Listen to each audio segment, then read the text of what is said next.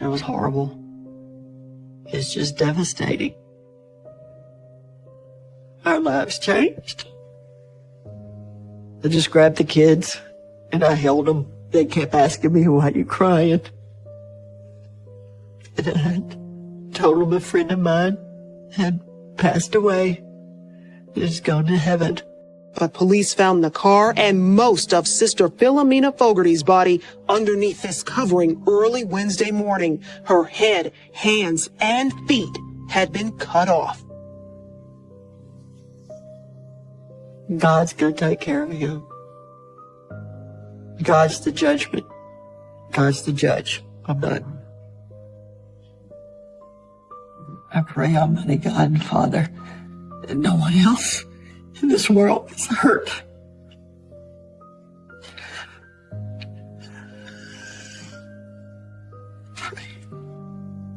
Pray for their souls. I just remember this guy with a big smile on his face and, so happy to see you. We were so close. It was, like a brother. The Adrian that I knew, is not there anymore. The Adrian that I knew, that's not him. Wow.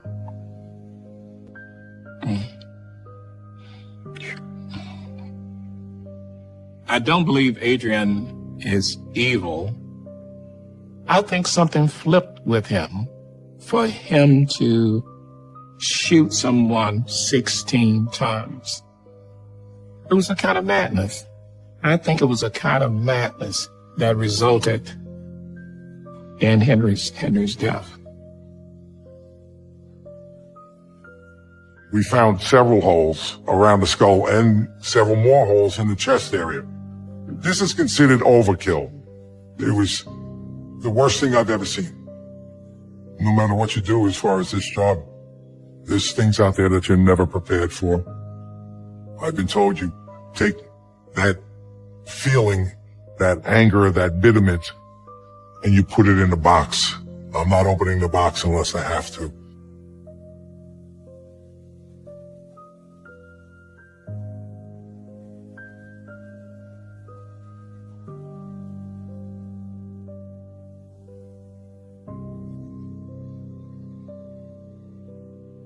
I always believed as growing up, there's always a reason. God always has a reason. And then where one door closes, another one will open. So I've always had that hope.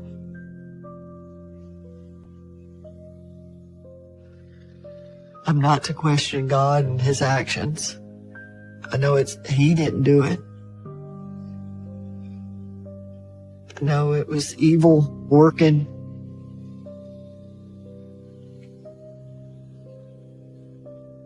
The Robinson family lived about 2/10 of a mile from my house. Adrian wrestled with my son in middle school and high school, and we'd all come over. The last time I saw Adrian is about a couple of weeks beforehand. The Adrian I saw that day, he was there wanting to be there, having fun and playing. Watching Adrian out there being a normal boy, would have ever thought that he could have endangered anybody's life.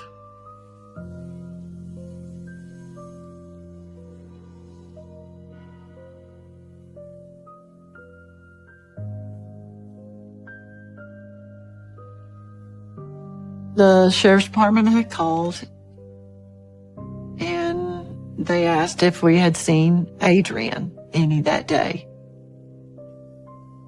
Of course, told them no.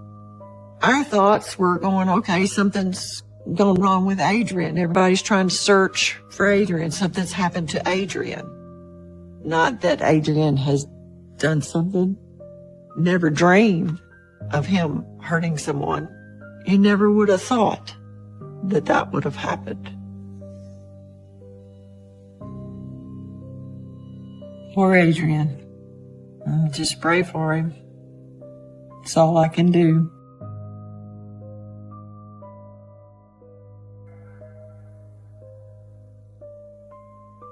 All right, I guess, I don't know, put up those emotional blockers and kind of tune everything else out. I think that's kind of how I dealt with it best.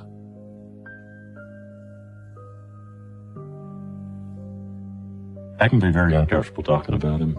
Just, we were so close. It was, like a brother. Yeah.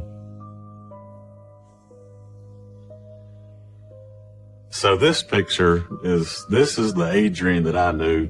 All these wrestlers, everybody's looking, kind of serious. You got that macho man. And then over here you have little lanky Adrian who's winking at the cameraman taking the picture.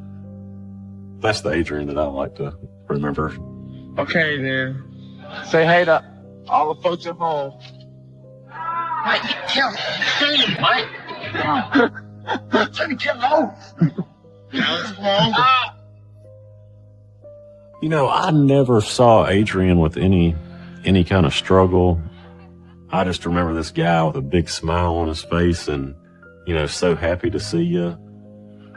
He was struggling a little bit, having some hard times, but didn't seem like it was anything bad enough to lead him to make the decisions that he made.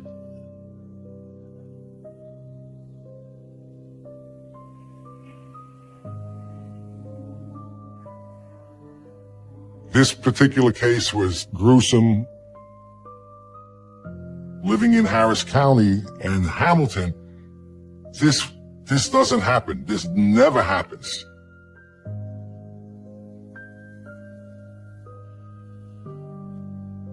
The call came in around 1:13 that afternoon on Sunday.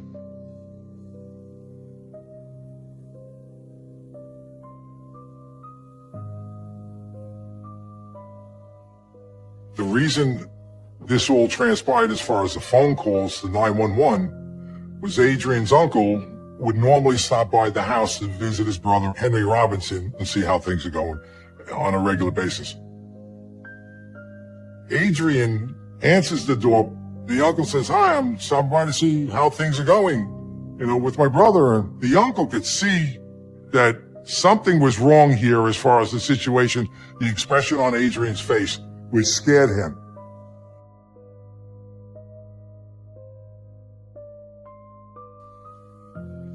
Adrian Robinson had a high-powered hunting rifle and fired shots at the uncle. He shot at his uncle and ran off into the woods with the high-powered rifle. The uncle calls the sheriff's department. They had several deputies pull up to the house to find out what was going on.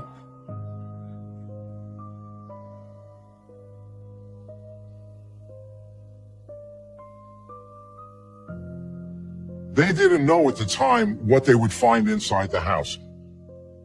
So the deputies were definitely very cautious and very nervous. Upon going into the house, off to the left was the area where the initial crime happened. The blood that we saw on the floor was probably larger than, say, a garbage can cover. When someone loses that amount of blood, obviously they're unconscious, their heart is beating, and the blood is being put out of the body onto the ground. This particular situation, there was the blood there, but there was no body. And we needed to locate the body. When you walk down the hallway, in another room was this makeshift tub. That's where we found Mr. Robinson, submerged in a tub in the back of the home, filled with water with him floating in it. The water was bloody, but you could see his knees were sticking out at the time.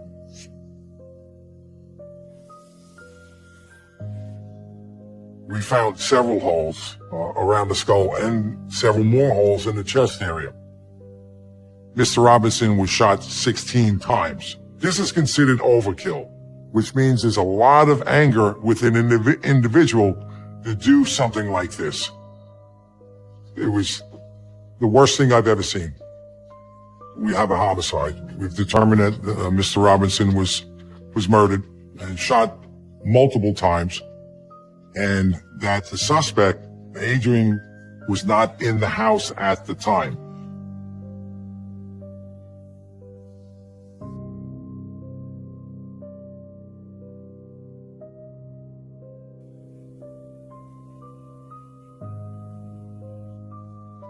The big problem that was there was Adrian's house backed up to a piece of property that was 500 acres of wooded land. Our biggest concern was finding him. We had no idea where he was. We don't know what Adrian was capable of doing, but we do know what he did, and that's, murder his father and then run off with a high-powered rifle. We needed to find Adrian.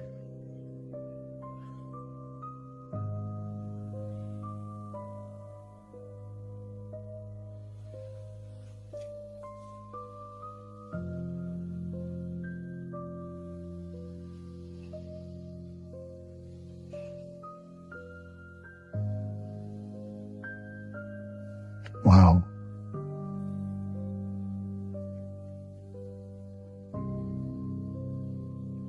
It's sad. And when you look at this picture of Henry, if you didn't know Henry, you would think this was a sad expression, but that's just the way he was. He was, in a sense, unemotional, just easygoing.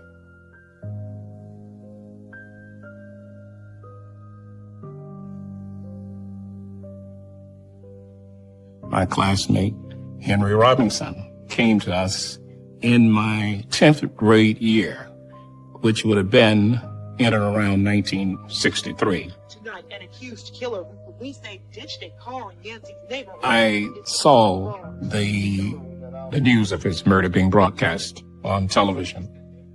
This tragic story began in Harris County, Georgia, where Sheriff Mike Jolly says Robinson killed his own father by pumping him full of bullets. Numerous times, 15, 16 times, yes. I realized that this was my friend whom I had gone to school with. We had talked about all kinds of things. I was quite shocked because I couldn't rationalize or justify it in my mind, knowing the person I'd grown up with. 16 times, yes. I couldn't imagine any justification for it happening. I couldn't think of anyone who would want to harm Henry. I had to stand still for a moment when I heard this. And the first thing I wanted to do was to get down to his hometown and to see what had happened, and that's what I did.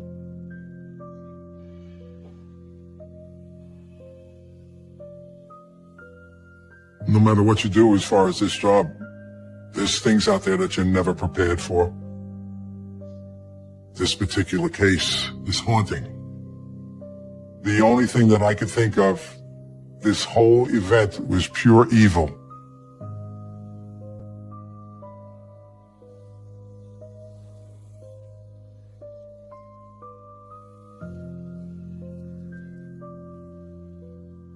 You're searching for someone that we're under the assumption that he committed this homicide on his father, carrying a high-powered rifle.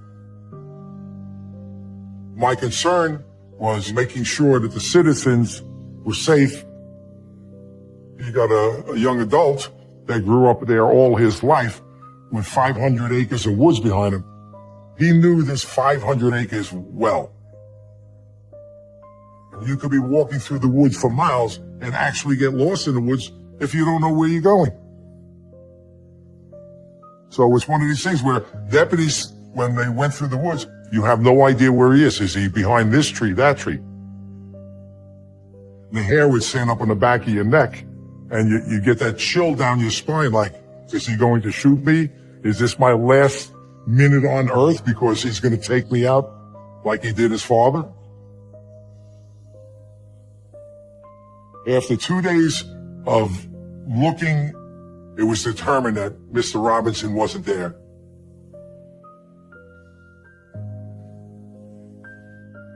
We had an attempt to locate him. So what you do is you put out an all points bulletin, a bolo, be on the lookout for this particular individual, wanted in questioning of a homicide. We did contact the media, newspapers, put out these bolos to different agencies within the county and the county surrounding Harris County.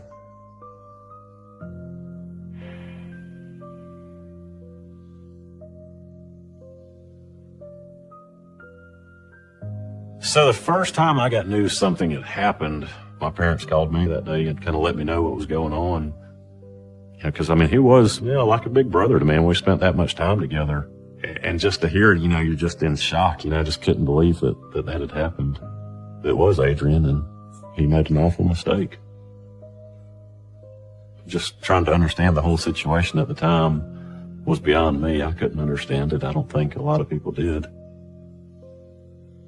I wish I knew more about his mental state or his rationality when this happened. I mean, we were close. Why didn't you speak up earlier? Why didn't you reach out for help? I just didn't realize that he was, in the state that he was in. When you're having those problems and you do something like he did, once you've reached that point, you don't know what somebody's next move is. So we didn't know if he would be arrested or if he wouldn't let somebody arrest him, if he might take his own life. We didn't know what would happen.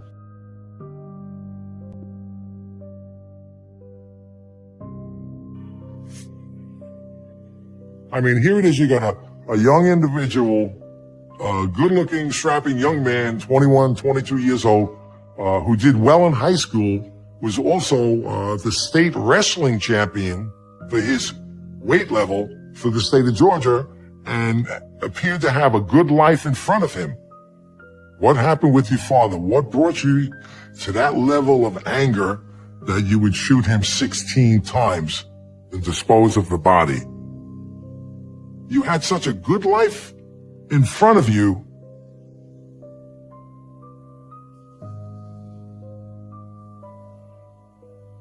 Several days after the incident, we received a call from police up in Virginia.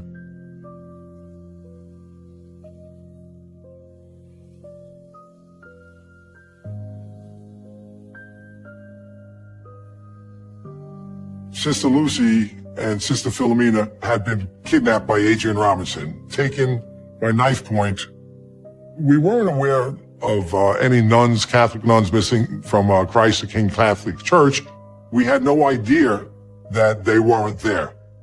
It appears that Adrian went through the 500 acres, then went across the street to the church and the building where the nuns stayed. And he's familiar with them. He knows them well. And he knows Sister Philomena because she's dealt with him before, and Sister Lucy. He knows that he committed a crime and everything else. And he wasn't going to run on his own. He needed some type of leverage. He needed a vehicle. He needed some hostages. He needed money. Well, Sister Philomena and Sister Lucy, they had everything. They were the perfect hostages.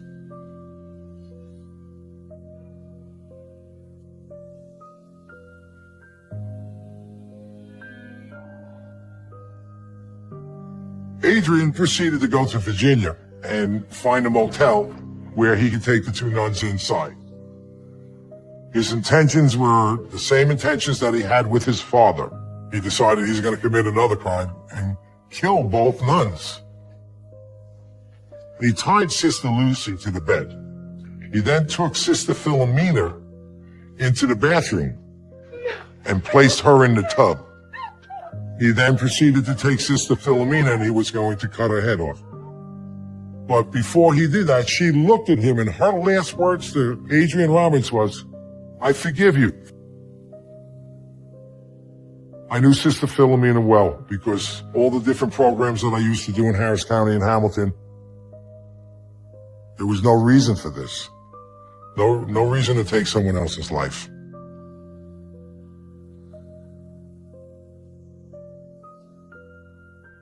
I don't know if you've ever seen the wooden handle carpet cutters that has a sickle curve to it. He took that and ran it across her throat and proceeded to kill her. And then he proceeded to cut her up into pieces and put her in her bag. You see something like this, you don't think it can get any worse, but it did.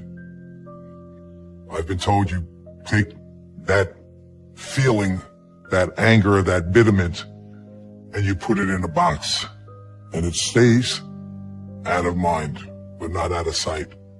This box has been pushed in the corner, and it's a memory that will be with me, but I'm not opening the box unless I have to.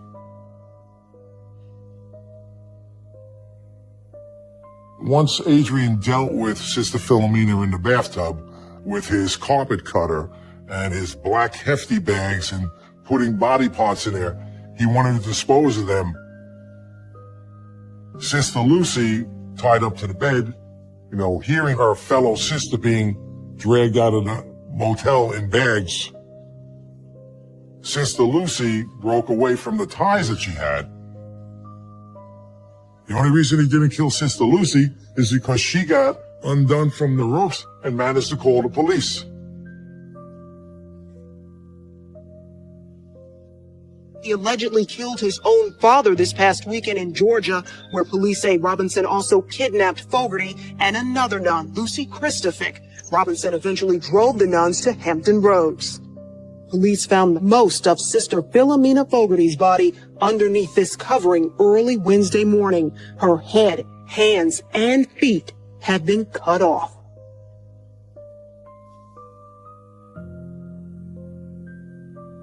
I heard Sister Lucy got away, and then I found out that they had found Sister Philomena. It was horrible. It's just devastating. Our lives changed, our church. And that's when I just couldn't, I just grabbed the kids and I held them. And they kept asking me, why are you crying? And I told them a friend of mine had passed away and is going to heaven. And it makes me very sad because I will miss her. I miss her. We all miss her. We all miss her. It was awful what happened to her. No one should go through that. No one in this world should go through that. And we definitely miss her. It's like a deep hole. It's very, like today, it's hard. It's hard, but as a community, we pull together. As a church, family, you pull together. Every little light that she put in the community, everything that she did good, shined on that person to make that person better. And they think about her, and that's what keeps her alive, is the great memory of her. I think of her as an angel, an angel that's watching over us, and she's where she wants to be with God. And I believe that she's there.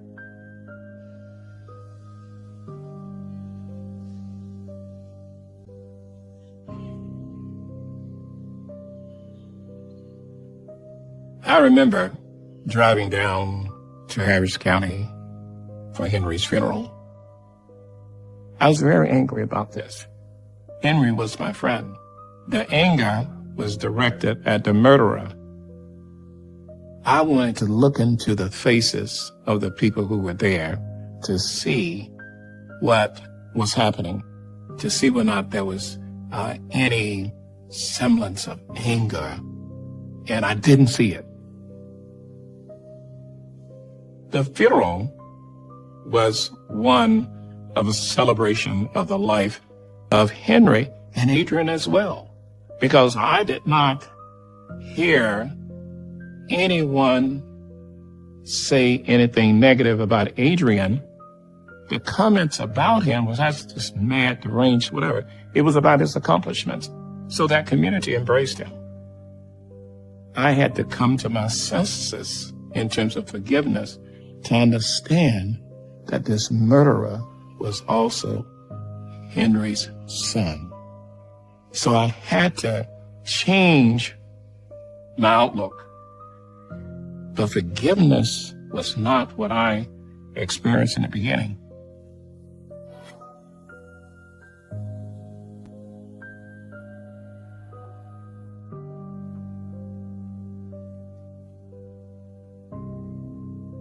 You can imagine what was going through their minds during the car ride away.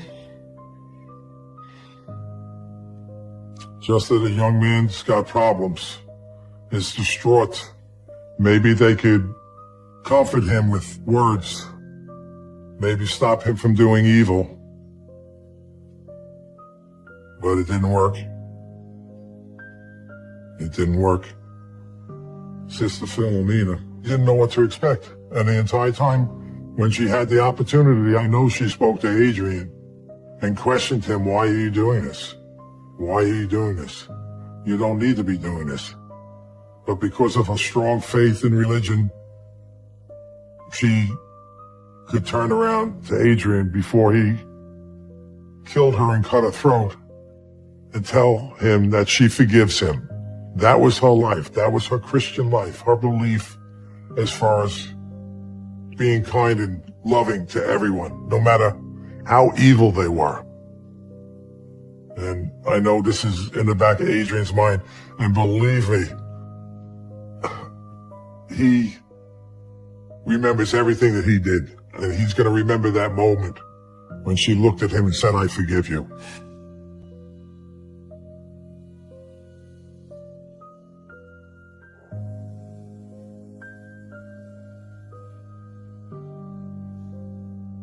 Lucy, because she contacted the police and said, listen, this is a description of my vehicle, my tag number. So now they put out a bolo in that particular area for the vehicle Adrian had stolen and is driving in, and it gets spotted several hours later. The dead end of Stanhope Avenue was filled with police vehicles surrounding the car believed to be driven by Adrian Robinson, the man accused of killing his father and abducting 2 nuns in Georgia. Virginia police arrest Adrian and take him away.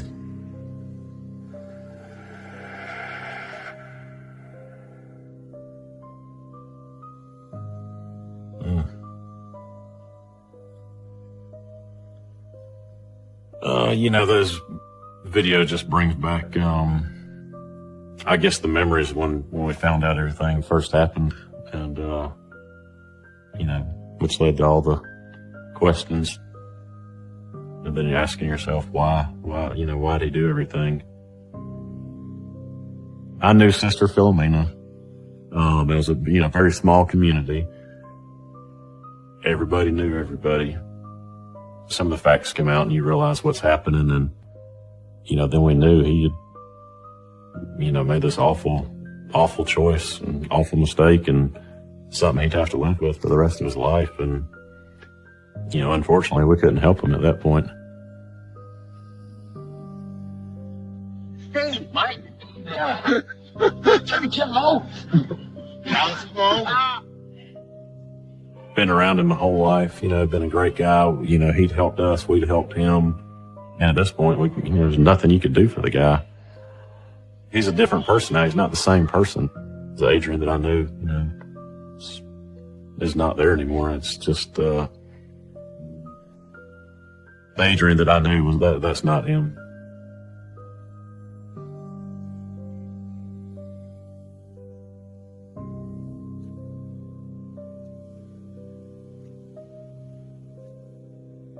What could have led him to get to this level of evil?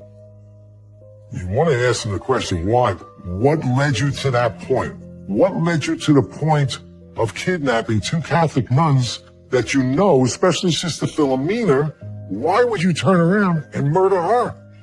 What was the point behind all this?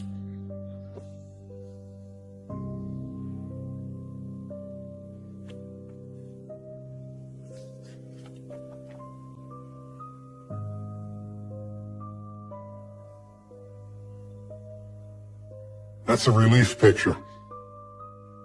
A relief that this animal, this monster, is in the backseat of a patrol vehicle in custody. That's what I see here. And he's got his eyes closed like he's resting and probably thinking to himself, that's it. It's all over with. I don't have to run anymore.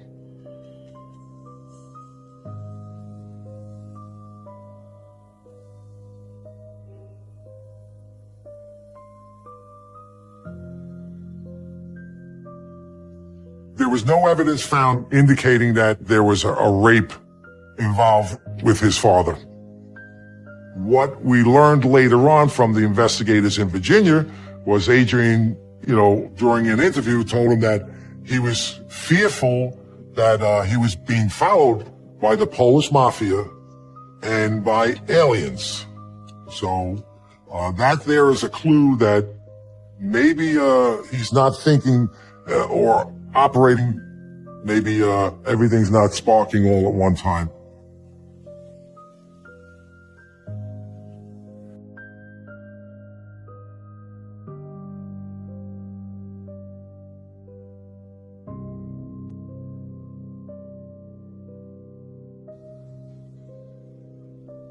Adrian knew exactly what he was doing in all his actions, as far as, murdering his father, shooting him 16 times, going to the nun's house, kidnapping the nuns, and leaving the state of Georgia, where he then went up to Virginia and booked a motel where he was going to complete his crime spree, so to speak.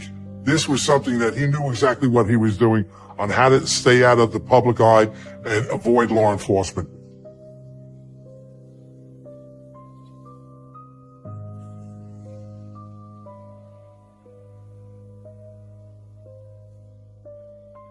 People still have a lot of questions, because Adrian never went to trial and sat on the stand. Questions couldn't be answered. So many things could have been asked him by the prosecuting attorney, why, who, what, where, when, how, and got an insight onto why he did these horrific crimes and the evil that he had inside him.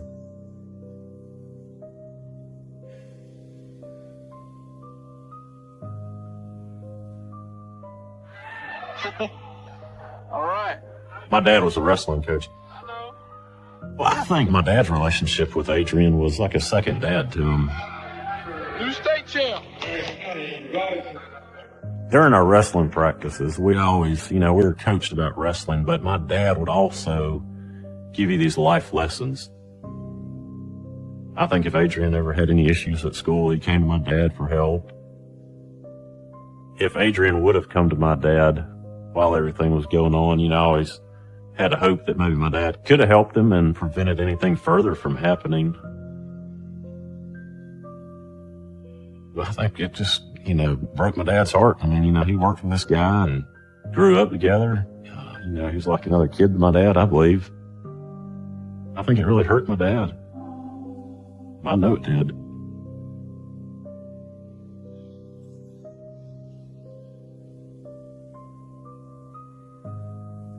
He could have done it so many different ways. He could have left them alone. He could have taken their car and just gone. He could have just, so many scenarios that could have happened that day that Sister Lucy and Sister Philomena wouldn't have gone through all that. I had a hard time with it. I had a hard time until one night I wasn't sleeping well. And then I could hear Sister Philomena. She'd snap her fingers and tell us what we need to do, or direction. She'd get our attention. And I heard that clicking. I saw a beautiful light, beautiful, bright, glowing white light. And she reached out and she touched my face. And she said, everything's going to be all right. Everything's okay. And from that moment on, she was where she wanted to be with God.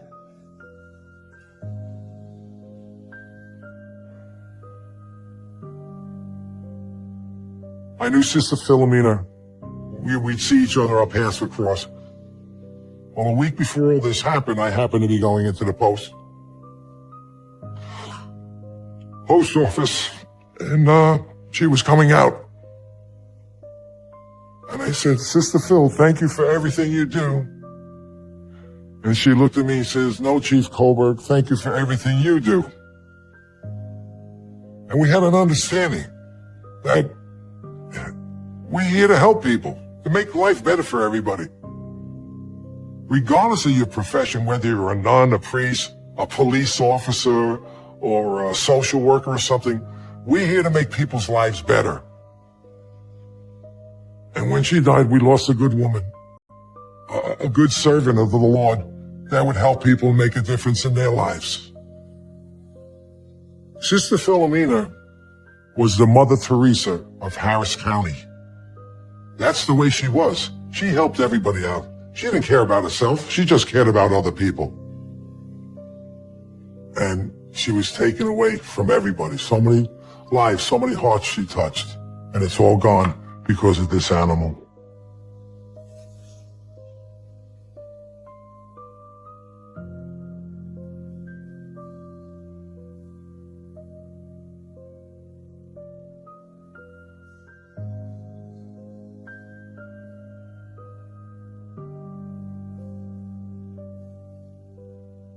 The reason he's still alive is the Catholic Church.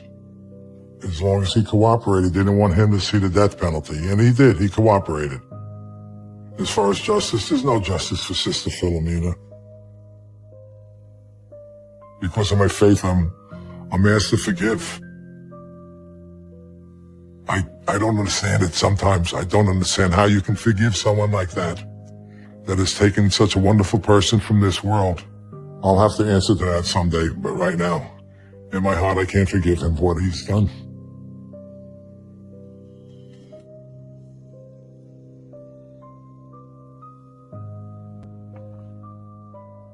Oh, I believe in evil. I do believe in evil. The Adrian that I knew was not an evil person. So I think you have Adrian before, and now you have a mentally affected Adrian who's just a completely different person. And I try to remember that Adrian before and try not to know or think about the evil that was in that mentally challenged Adrian. Could I forgive him if he took one of my immediate family's lives? You know, it'd be difficult to do. It really would. I hate that it happened. I don't understand everything. I have a hard time with it. I do. It's hard seeing, if somebody you're so close to do something so wrong.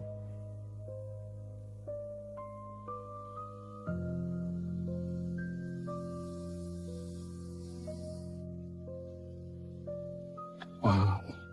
It's a remarkable resemblance. I look at this and you just can't fathom what the circumstances were that led up to this boy taking his father's life. I don't believe Adrian is evil. I think something flipped with him for him to shoot someone 16 times. It was a kind of madness. I think it was a kind of madness that resulted in Henry's death. I mean, it's sad to know that a person you contribute to birth them can end up actually taking your life. This is a sad commentary for Henry, a sad commentary. And it's sadder for Adrian because he's never going to get out of prison. So 2 lives were lost, resulting in a family never being the same, never feeling whole again at all.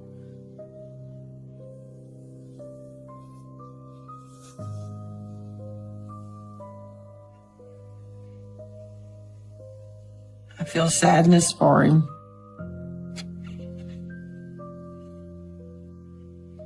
I see confusion.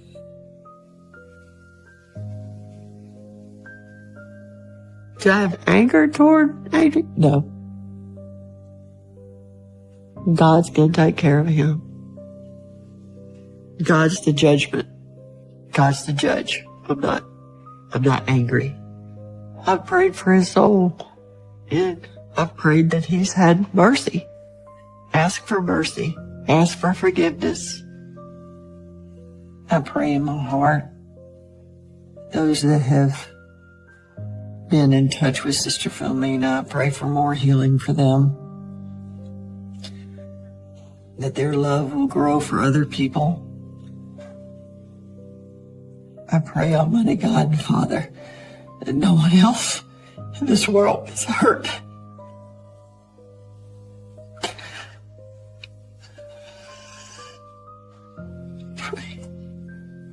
Pray for their souls, for the dearly departed. Thank you, Almighty God and Father. Amen.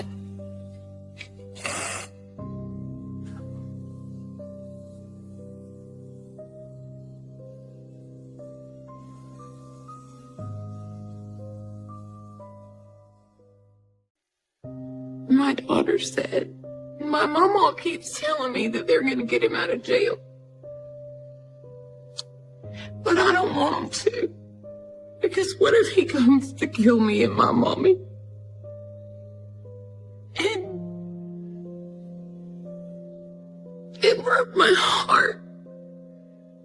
My baby is literally scared that her own father would take her life.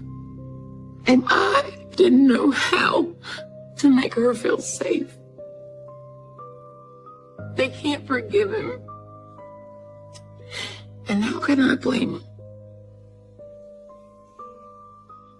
I worked over 100-some homicides. My wife, she'll tell you, I dream this stuff when I'm working the case. For any human being to be put in a trash can is about as low as you can do. Put a human being in a trash can. I don't care how good, how bad, how sorry they are. That is low as you can go. And I'm still questioning in my mind, how could a living human being do this to another human being?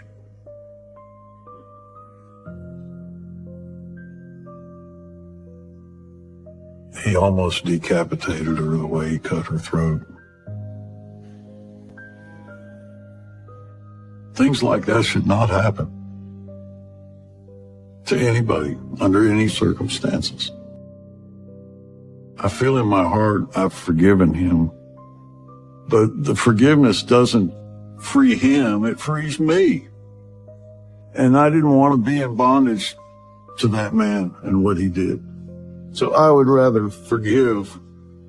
I'll never forget. It just was the better option. It wasn't the easier option,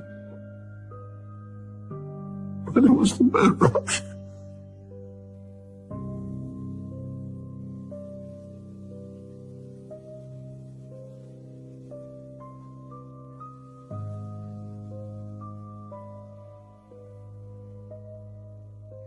April came to stay with us in North Carolina when she was 15 years old. There were arguments with her mom. They didn't get along with each other well. As most teenagers do, she entered into a bit of a rebellious stage. Just mischievous stuff, going out at night, sneaking out. Typical teen stuff.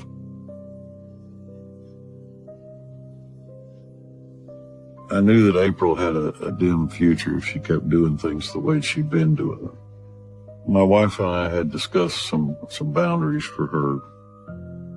She would be going to church, that she wouldn't be dating anybody unless we talked to them. We knew when April arrived, she was not equipped to lead her own life in a positive way.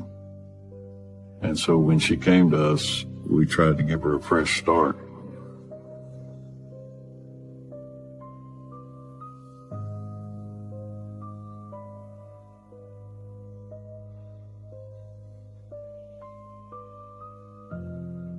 first heard the name Jerry when she had asked me if we could meet a boy she was interested in dating.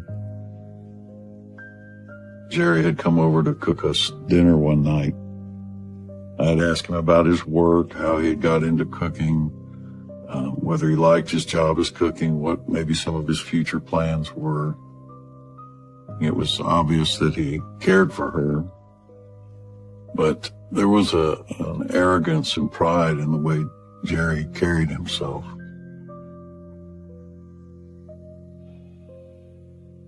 It wasn't long after they started dating that I started having some red flags go up.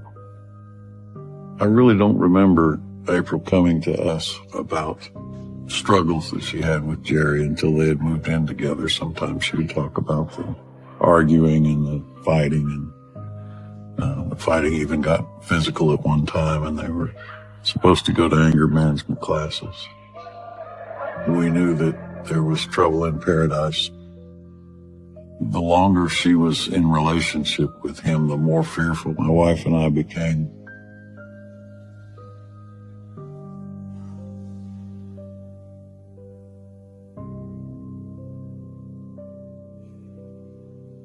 April had decided, and with Jerry's consent, I guess, that they were going to get married, that they were going to keep this baby, that they were going to make a go of it.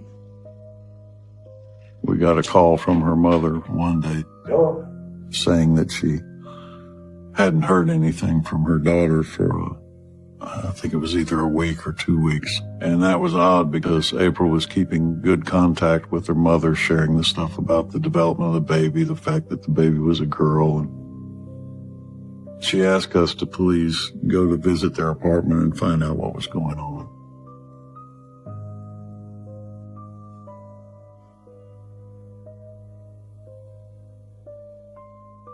I was 7 months pregnant with Caleb when we got married. I was 19 and he was 21.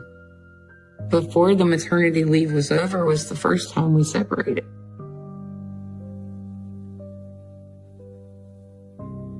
During my second pregnancy, I found a letter, and it was so soaked in perfume that the paper was oily, like almost transparent.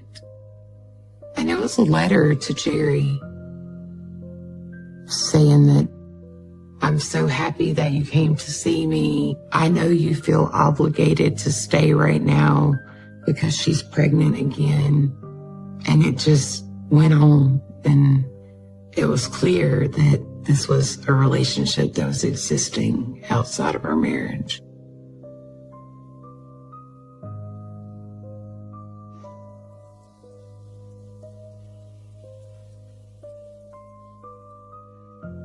I walked in.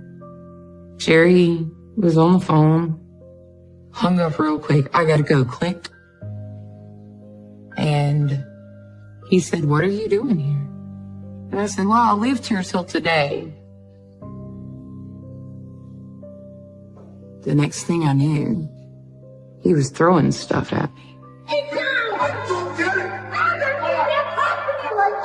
My great-grandmother's wedding dishes. And he broke every one of them. And when that was done, he started throwing knives at me. I just was terrified. I never saw a violent side to Jerry Stewart until the day in that kitchen.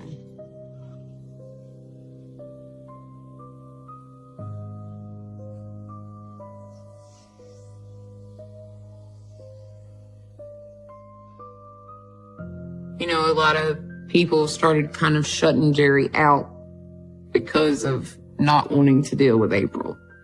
The stories that he would tell of that relationship, even what few details he shared with me, they were always violent, tumultuous. You know, she couldn't come to his mom's house. That was not allowed. I stayed pretty involved with his family even after the separation.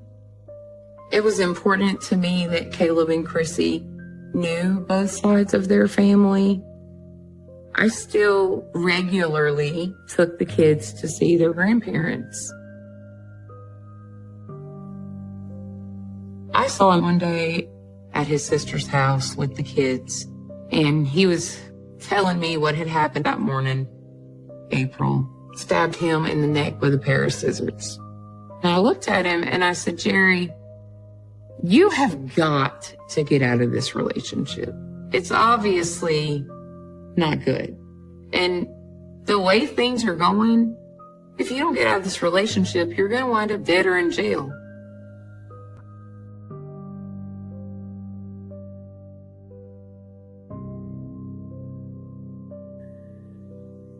A trash can had washed up off of Stone Street Extension in Hall River, North Carolina, on some farmland.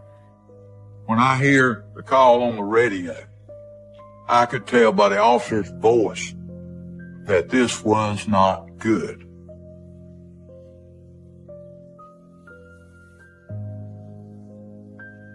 I immediately proceeded over there, and I was thinking, knowing this particular officer, this has got to be bad, just listening to his voice.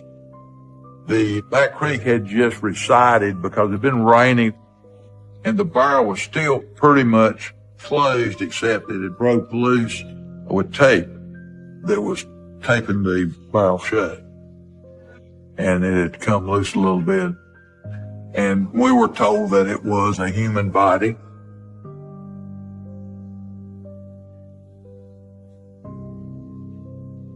The body had deteriorated, and that means that person had to have been killed some time ago.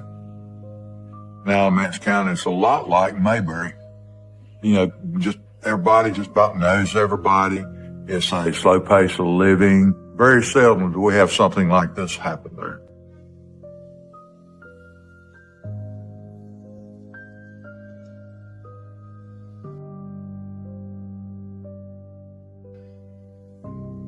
I seen that the individual's body had deteriorated some. I knew that it wasn't one that recently that hadn't been reported or a kidnapping occurred. I knew it had to be somebody that's been missing for a month or two. But at that time, I did not know who.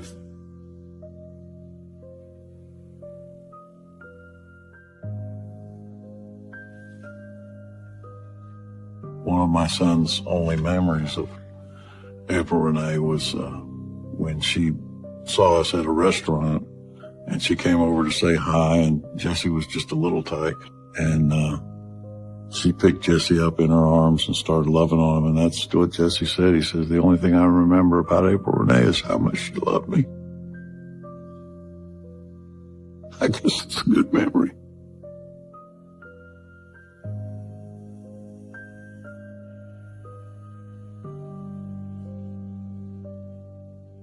We received a call from April's mom that she hadn't heard from her in several weeks. My natural thought was, well, she's taken the car and gone somewhere. Maybe she's run off with another man. Maybe, the possibilities were endless.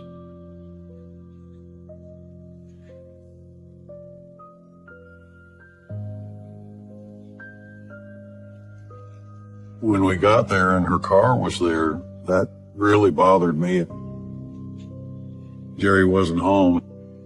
And when we looked in the back seat of the car, the baby bag that mothers who are advanced in their pregnancy carry with them was in the back of the car. And then I opened the trunk. The coat that we had given her was in the back of the car, and that was like her favorite winter coat.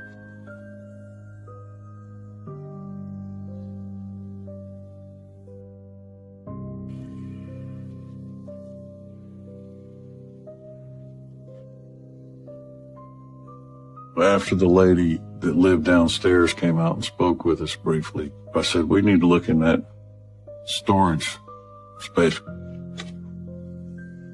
I opened the storage room door, and in the storage room was April's belongings. Right as soon as I opened the door was her purse. I opened up her purse and looked in her wallet, and the only thing missing was her driver's license. Her military ID card, her insurance cards, everything was intact, just the driver's license gone. Something was just not right. So I knew at that time we had to go to the police.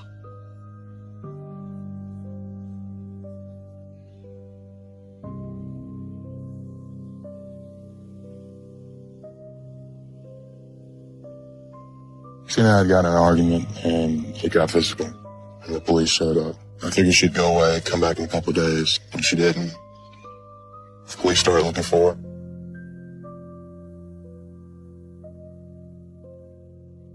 My first introduction to April, I stopped at their apartment. April came to the door, and I said, I need to see Jerry. Chrissy looks at April and she says, I want my daddy.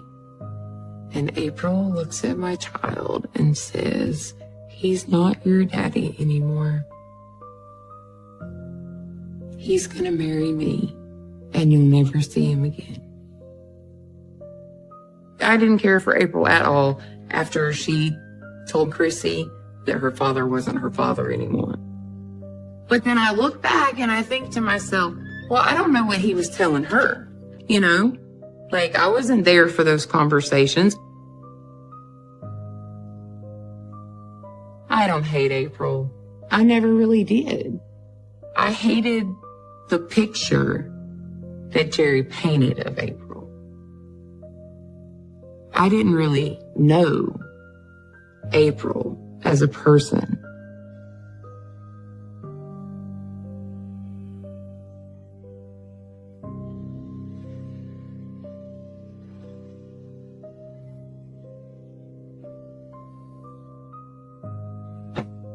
I pulled into the driveway from work, and my son comes running outside, and he says, Mommy, Mommy, Mommy, Mommy, my daddy was on the Fox 8 5 o'clock news.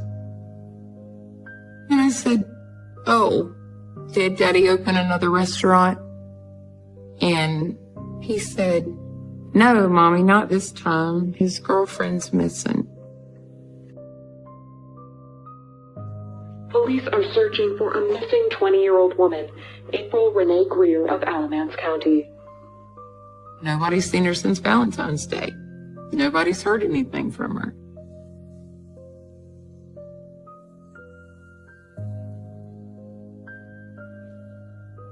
"25 minutes later, I'm pulling into the driveway, and I stopped halfway into the driveway because April's car was pulled over in the driveway. And I thought to myself, well, if she's missing, why is her car here? Who takes off for good and doesn't take their car?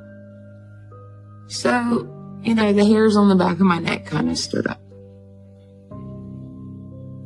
When I walked in the door, I said, okay, so what's going on? And all he would say was, she left me. That answer didn't satisfy me because now you can't explain to me why her car's sitting in the driveway.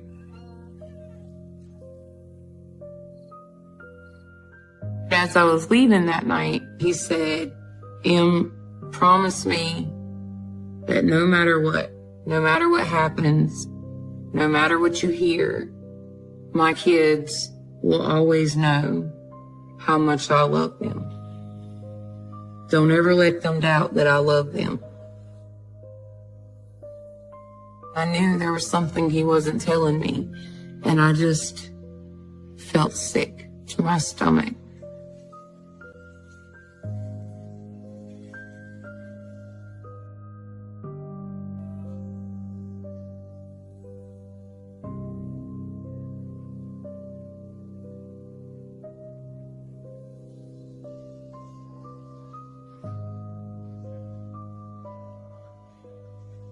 When we find a body that we cannot identify, we go in to pull every possible missing person report within the state. And then from there, try to do investigation to narrow it down to one or two individuals that it possibly could be. It took, in my opinion, and what I gathered, it took an individual that was very irate over something that had a lot of hate and possibly previous problems with an individual. You know, to just kill an individual, that happens every day around the country. But when you kill an individual and then you take and cut their legs off at the hip and stuff, I'm not sure all this brutality wasn't just to be able to get her in that trash can, if you understand what I'm saying. I think there was a lot of hate or real violent feelings at the time this homicide occurred.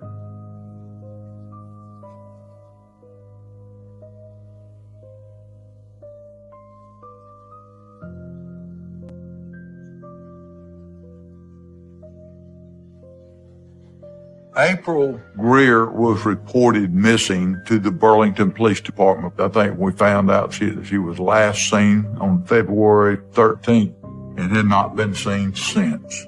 Burlington police had searched his apartment when she was missing initially. Sherry told Burlington she had left him, that they weren't together anymore. He don't know where she went.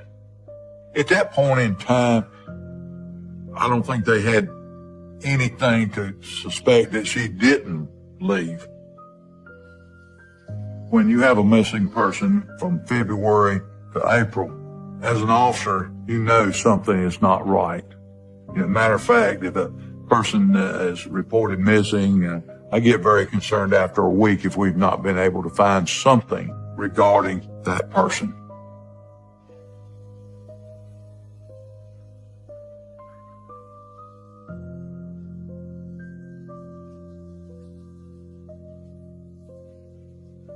And talking with Jerry Lynn Stewart initially, he basically stayed with what the statement he gave them initially.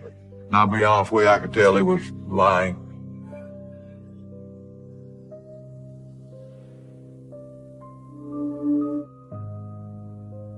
Nobody wants to think that their pregnant niece was murdered.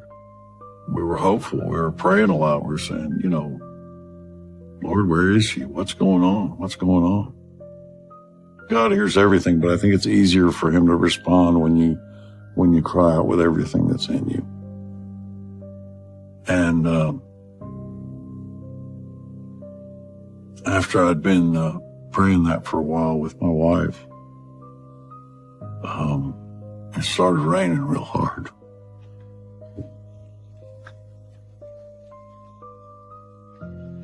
And it rained some more. And that's when they found her body. The trash can had been sealed with duct tape and they had buried it in a shallow sandbar. And when the rain came and that dirt became soft, it bubbled up out of the ground and washed up on a farmer's field. And the farmer saw buzzards circling, and that's how they found her.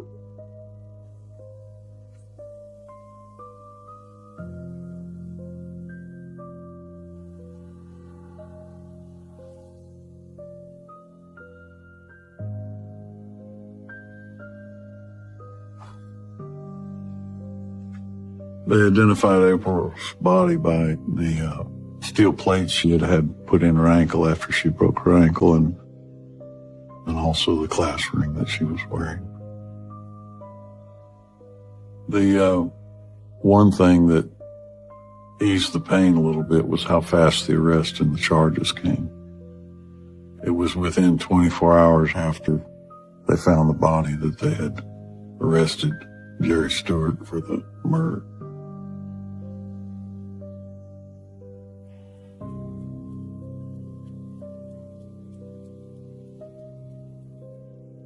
Burlington police had searched his apartment when she was missing, but did not turn the mattress over. Bottom of the mattress was covered in blood.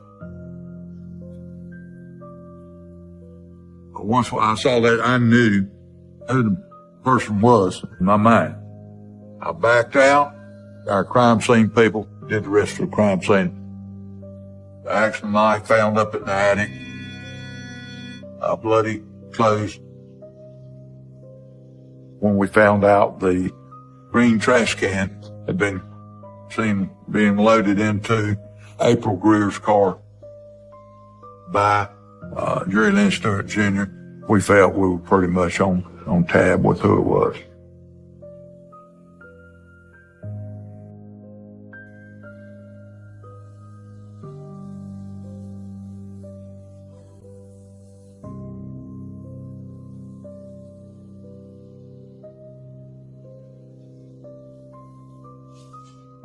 This is a statement that I took on Tuesday, April 22nd, 2003.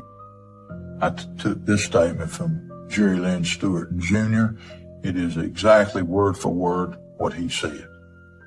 Our door was barely standing open. I walked into the living room. I saw candles lit everywhere. I walked into the kitchen. I saw blood and one of April's legs cut off, laying in the floor. Off black trash bags with yellow ties were laying in the floor. Blood looked like dried ketchup was everywhere. It really smelled. I then went into her bedroom and saw more candles lit, and April was laying on the bed. Her thumbs were tied by a rope to the underneath of the mattress. Her other leg was beside of the rest of her body. Her foot was up next to her head. Her throat was cut. I changed clothes because I was covered in blood. You know, if I'd have went in and my girlfriend had her legs chopped up and murdered, I'd been screaming bloody murder. I'd have called the police, whatever. He didn't do any of that. He cleaned it up. Or tried to.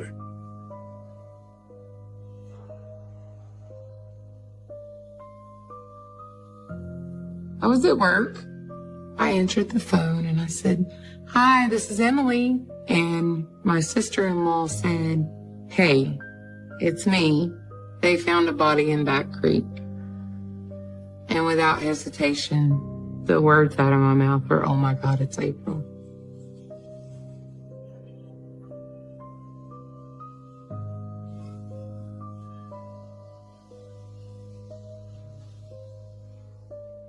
That evening, I basically planted myself in front of the TV. This evening, police have detained Jerry Stewart in connection with the... And so I'm just glued to anything that the news says. And I was just like, I just don't think I could wrap my head around all of it. Like, I just kind of rejected that idea.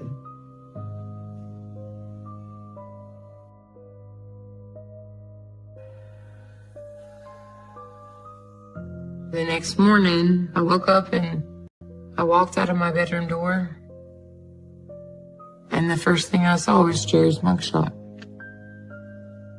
on the television screen.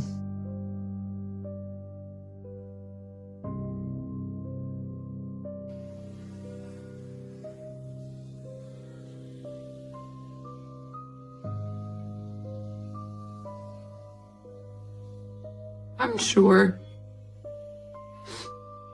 that April's baby was the very last thing on her mind.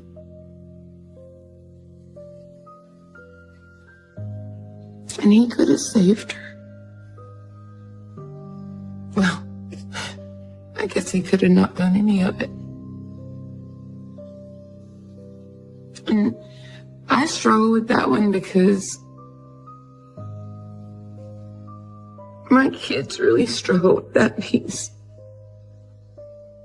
And that's the part that they can't forgive their father for.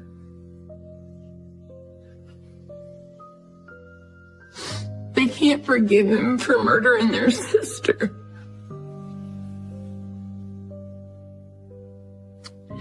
And how can I blame them?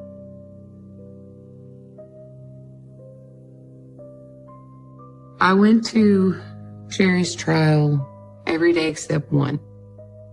The defense lawyers argued it was a fight that went too far, and at some point, Jerry snapped. Looking back, the hardest part to sit through was the medical examiner's testimony. And they said that if he had just stopped what he was doing, if he had come to his senses and called 911 and gotten help, he had 8 minutes from the time that April was dead to save that baby. And I think about that, like, I'm sure that her baby was her last thought. The evidence was overwhelming. I was never in a fairy tale bubble about that. But I didn't want Jerry sentenced to death. He had 2 very small children that I had no idea how to explain the death penalty to. How do I go home to my 2 kids tonight and tell them that their daddy has to die?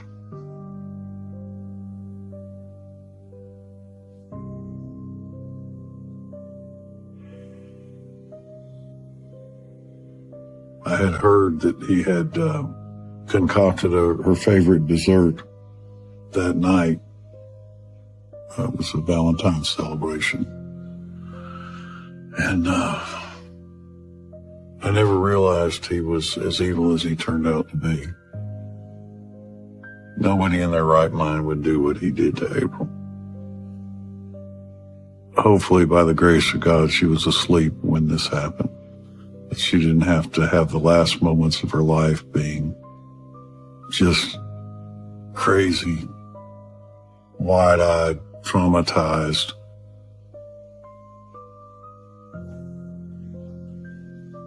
I can't let myself think of that happening. I just can't imagine.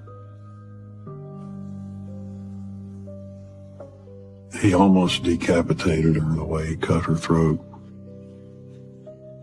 And then they said that it was just about surgical the way her legs came off. And the part that nobody seems to talk about is when a woman that's that far along in her pregnancy dies, a lot of times the baby will come out quickly. And that baby could have been alive. Things like that should not happen to anybody under any circumstances. It's just an example of how evil can get.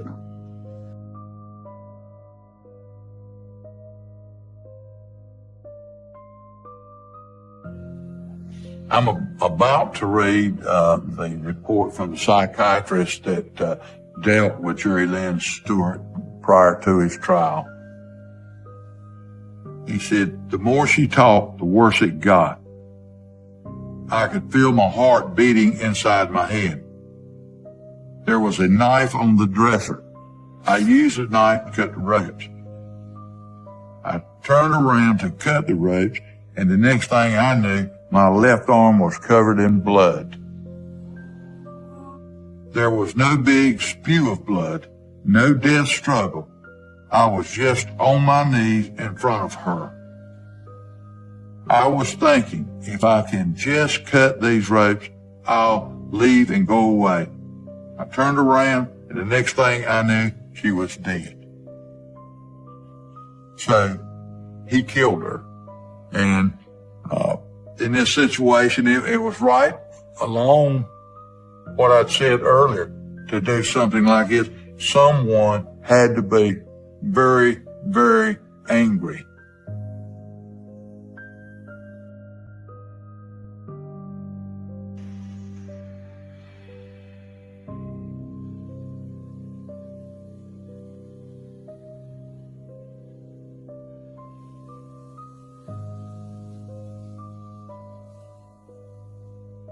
He got what he deserved, except, he should have got the death penalty. February 13th to April 21st when we found her body. That says something about the individual that committed this crime. In my opinion, they're not much of a human being. I'm not sure he wasn't a little sadistically off.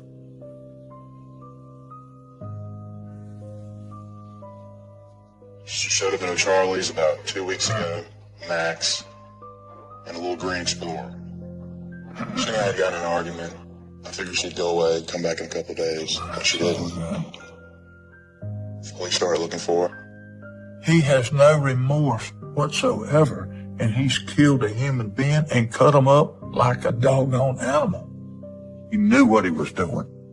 And I have a hard time understanding how another human being can do that. Of course, I'm not a psychologist, and I know that there's a lot of reasons some people go off the deep end. But that right there, in my opinion, which is plain doggone meanness. Vicious meanness.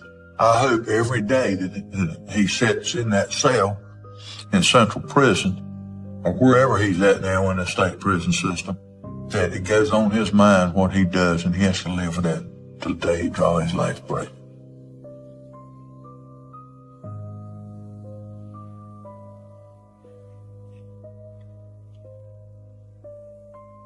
I think I'm grateful to have had such an involved family around me. And I guess at the end of the day, I'm really grateful I found that letter that day. I don't like to think about it could have been me part, because I feel like that's disrespectful to April. It was her. I know I was lucky I got out when I did, I guess. And it makes you wonder, how bad would it have gotten?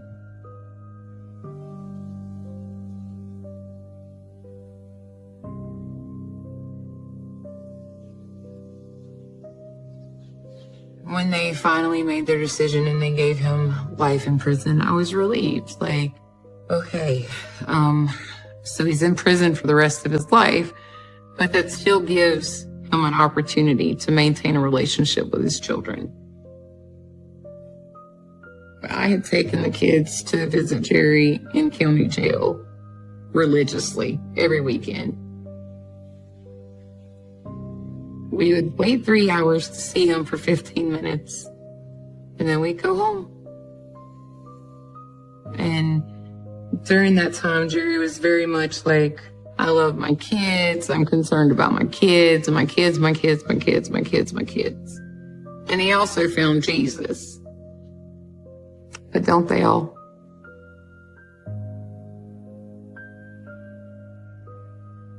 My daughter said, my mama keeps telling me that they're gonna get him out of jail.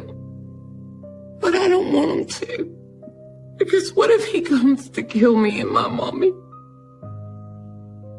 And it broke my heart. My baby is literally scared that her own father would take her life. And I didn't know how to make her feel safe. She was 5.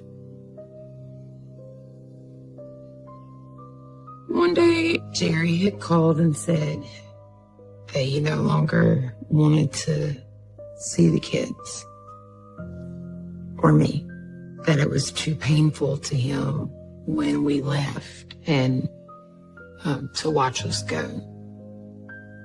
So that was when we stopped going to visit.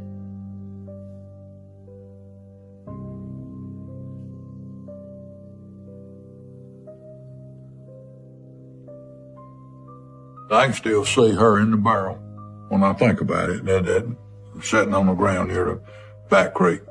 And then, there's still a question in my mind, how could a human being, a living human being, do this to another human being? My wife, she'll tell you, I dream this stuff when I'm working the case. She said, I've woke up many times at night talking to myself, about the cases. And that keeps me going as an officer to try to solve these cases. I chose this career, and I'm going to live with whatever we have to do to make it successful. He didn't give a flip about that girl. He wouldn't have acted that way. That's a sorry human being. A cruel human being. I guess you say I'm glad we got the killer.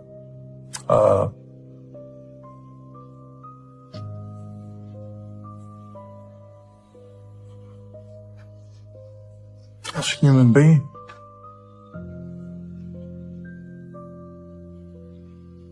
Didn't deserve to die that way.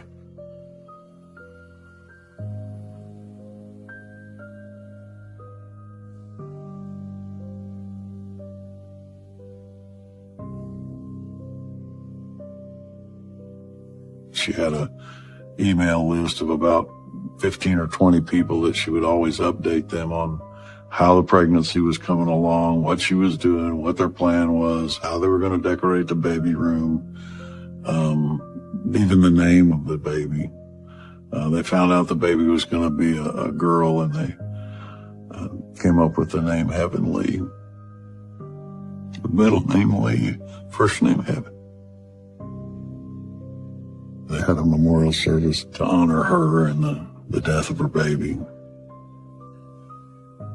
It helped me overcome the feeling that she died for nothing. I mean, it gave me a sense of her worth and her value, and that her life was eternally significant. That she was probably looking down and rejoicing. If you can do that from heaven, I don't know.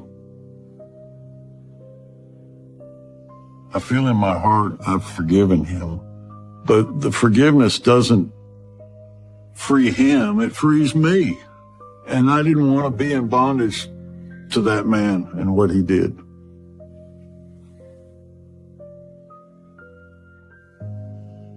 That's got to be my favorite picture of her.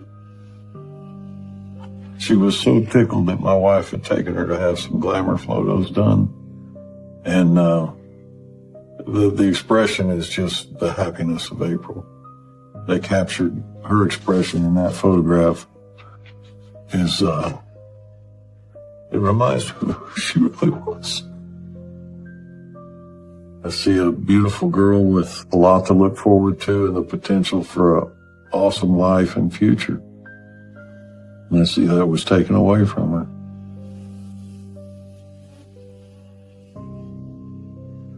And that we can never get her back.